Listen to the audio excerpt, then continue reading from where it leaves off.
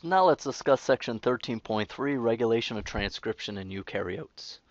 We're going to see some overlap. There's some basic principles found in prokaryotes.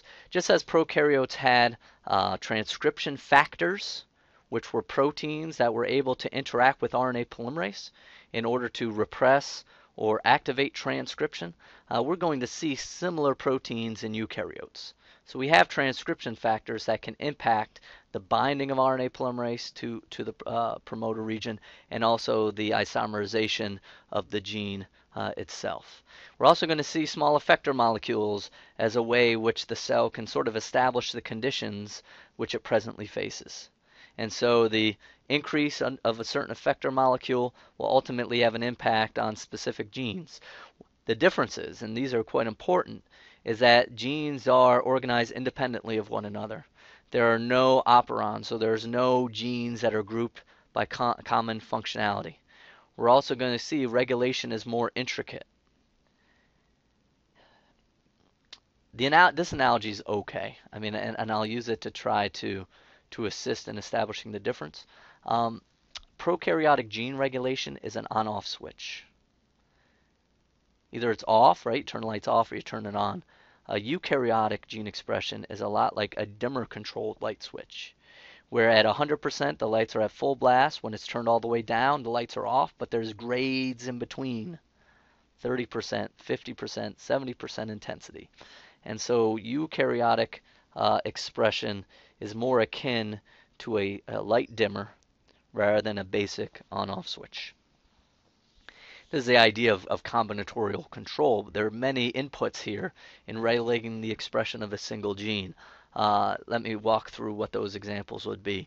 You could have one or more activator proteins to help initiate transcription. So it's not just CAP. For example, as we saw in bacteria, there are multiple proteins. On the flip side, there could be one or more repressors. So it's not just a lac repressor working by itself. It could be multiple repressor proteins working that can fine-tune expression. We can modulate the activity of those particular transcription factors, including small effector molecules, including the interactions between adjacent proteins, and even covalently modifying those transcription factors. So again, what we're seeing is multiple levels of control here. How about DNA packaging? Activator proteins are necessary to promote the loosening up of the region of the chromosome where the gene's located. If that gene isn't available, RNA polymerase can't bind. So the packaging of the chromosome is another level of regulation. DNA methylation can inhibit transcription, which would, by preventing the interaction between the DNA and the protein itself, by causing the DNA to become more compact. So it's not about necessarily loosening it up here. We can actually lock it into a conformation that's not available. Man, this is very complex. All the different inputs here that are ultimately going to impact how much gene product we get. Now, eukaryotic structural genes, we know, produce products. When we look at these structural genes and we look at the regulatory regions, there are three common elements. There's first a Tata box, which occurs 25 base pairs upstream of the transcriptional start site. It got its name due to the presence of T and A in a particular order in the 5' to 3' direction. What this establishes is the transcription start site. So 25 bases downstream of the Tata box is where transcription is going to start. And it's that transcriptional start site in the Tata box that gives you your core promoter. Those two things by themselves can result in low-level basal transcription. So now the dimmer is at 10% just with those two elements. But now upstream of that are regulatory elements, which are recognized by specific proteins and help control initiation. We can call these enhancers, which meaning that they can upregulate or increase expression. There's also areas called silencers, whose function it is to decrease expression of those particular structural genes. Here's a picture of it. Here we have our structural gene. +1 represents the start site. The start site has very specific sequences. You have two pyrimidines C. A represents the +1 site, followed by 5 pyrimidines. 25 base pairs upstream is where Tata box is located. That's the core promoter. That's the minimum set of requirements necessary to get expression. Now, in order to increase or decrease that, we have elements that are further upstream, anywhere between 50 and 100 base pairs upstream from the start site, which are going to bind transcription factors and act in controlling expression of the core promoter. So what's absolutely required as from a protein standpoint in order to initiate transcription? RNA polymerase II is going to transcribe structural genes within the cell. We also have 5 general transcription factors. Notice general transcription factors. Whereas bacteria use very specific transcription factors like CAP that specifically binds to the LAC operon. These transcription factors are required no matter the function of the gene within a eukaryotic cell. And then lastly, we have a large protein complex called a mediator, which is going to bring all this together, sort of acting as a scaffold, allowing those general transcription factors to build this large complex, allowing then transcription to proceed.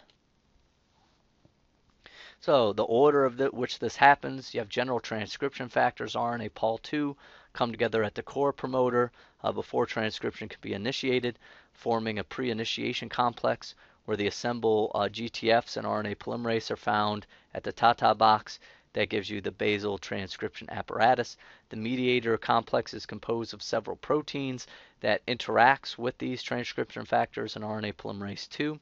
It helps to mediate interactions between the activators or repressors that are bound further upstream. Let me go back a bit here. Here, CAP bound to RNA polymerase directly in the case of prokaryotes. But now what we're saying is we have this mediator complex that's going to serve as the go-between between RNA polymerase II and any additional proteins that bind further upstream.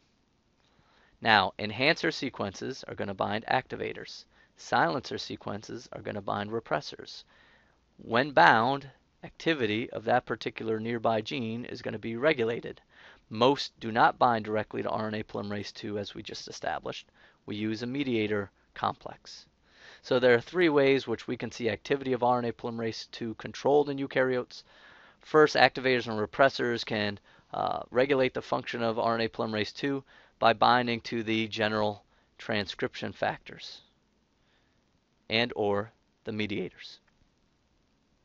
So here's my enhancer sequence. Here the activator is going to bind. The activator is going to allow one of the general transcription factors called transcription factor 2D. It's going to bind at the Tata box. Once bound at the Tata box, the rest of the complex has a scaffold in which to establish itself. So the enhancer interacts with the general transcription factor, which then allows for assembly. That's one way which we can control transcription. Second is through the mediator. So here we have an enhancer region much further upstream of the Tata box. So now what we have is we have establishment of the pre-initiation complex, and we have some low-level transcription. But now the presence of an activator/coactivator complex and enhancer is able to bind to that mediator. The mediator then is going to transmit this signal, if you will, through a conformational change to the initiation complex. And what that's going to do is it's going to enhance the rate of transcription. It's not as if we won't get any transcription by itself, but the presence of these activators now make it even better through the bridging by the mediator. The third thing these activators slash repressors can do is they can recruit proteins that influence DNA packaging. If you're an activator, you're going to open up the region. If you're a repressor, you're going to close up the region. So now let's test our knowledge. Which of the following is a false statement about the difference in gene regulation between prokaryotes and eukaryotes? That's right, press pause, go through it, and then I'll answer it.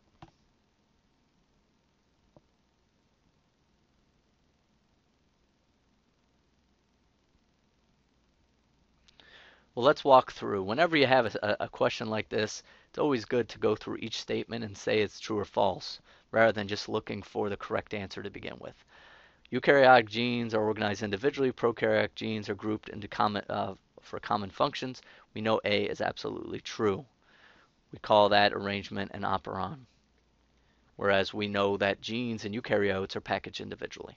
Second one, eukaryotic genes are regulated by small effector molecules. Prokaryotic genes are not. We know that to be false.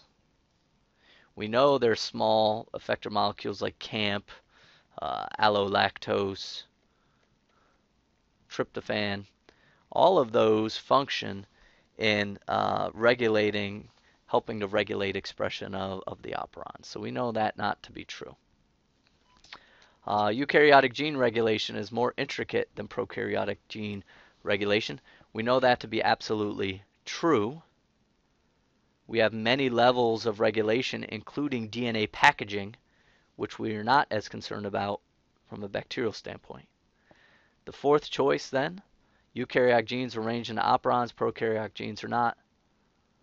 We know that to be false as well. So we can see the answers here are B and D, which is why it's important to go through.